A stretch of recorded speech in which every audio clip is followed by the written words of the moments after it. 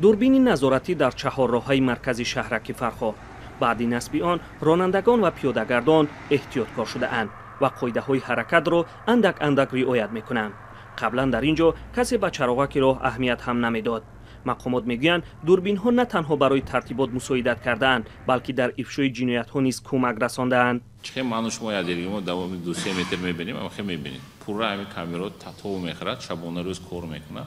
چند حادثه‌ای که امروز شده بود، همین اساساً همین کامرا یاردام کاری شده. با وصل کرده رفته ایستادیم.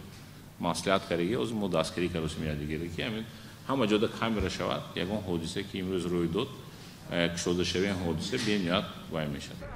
ویدیو از محل دوربین‌ها را 24 ساعت در شبانه روز در شعبه کارهای داخلی ناحیه نظارت می‌کنند. زیر هر دوربین بلنگو هم نصب شده است و بر راننده‌های قانون شکن هشدار می‌دهد.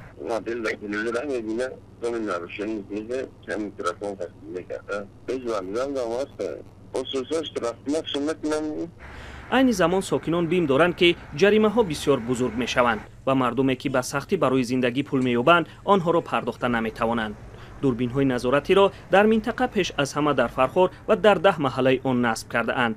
با گفته رئیسی ноҳия بعد اشکار شدن چند جنایت نصب آنها را زیاد خواهند کرد. همین تنهایی شوی بزرگ، همین از دو روز بزرگ راست گپ ماشین بی‌نیاز زیاد شده از ноҳия.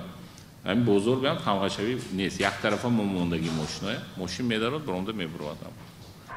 دوربین‌ها در نزد بازار، ترمینال و مکان‌های سیر آدم فرخار نصب شده اند.